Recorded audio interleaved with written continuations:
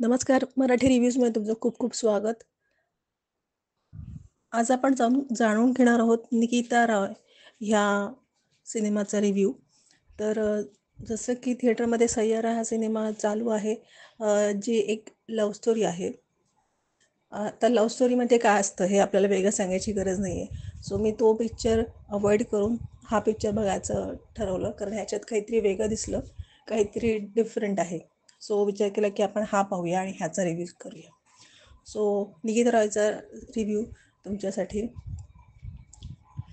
तर ह्याची स्टोरी अशी आहे की सोनाक्षी सिन्हा ही आहे निकिता रॉय, ज्या अवतीभोवती हा सिनेमा चालतो. तर तिचा भाऊ असतो सनल रॉय, डॉक्टर सनल रॉय.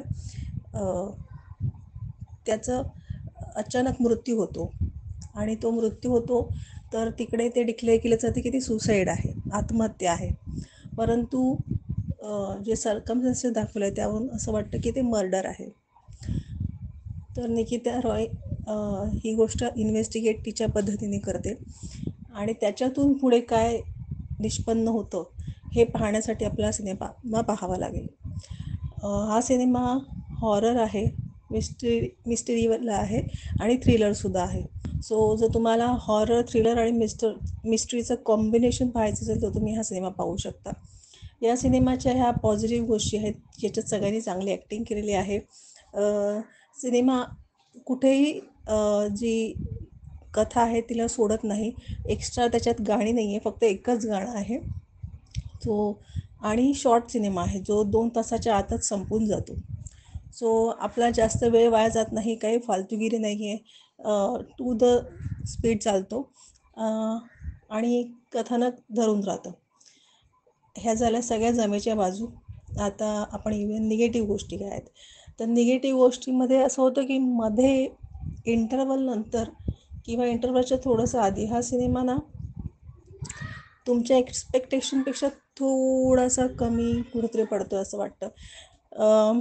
हा सिनेमा पाहताना तुम्हाला अजून एक गोष्ट जाणवेल की हा सिनेमा थोडासा तुम्हाला लो बजेट किंवा वेब सिरीज टाईपमध्ये जो समजतो तसा वाटू शकतो. बट इट्स ओके, मला त्याचं एवढं काही वाटलं नाही. सो ते आहे, तो सिनेमाचं थोडंसं स्पीड किंचित तुम्हाला जाणवलं असेल, थोडासा स्लो होतो अधेमध्ये इंटरवलच्या नंतरसुद्धा. ह्याच्यातले जे हॉरर सीन आहेत ते बघताना मी खरोखर म्हणजे मला हॉरर बघायला भीतीच वाटते. सो मी हॉरर एका डोळ्याने असं बंद करून बघितलेले आहेत. सो त्याची भीती वाटते.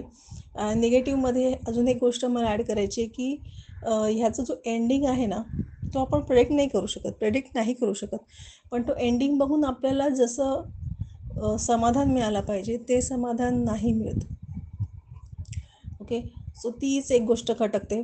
बाकी पॉझिटिव्हमध्ये की आपण एक वेगळा विषय घेऊन वेगळ्या धाटणीवर हा सिनेमा बनवला आहे आणि टू द पॉईंट आहे.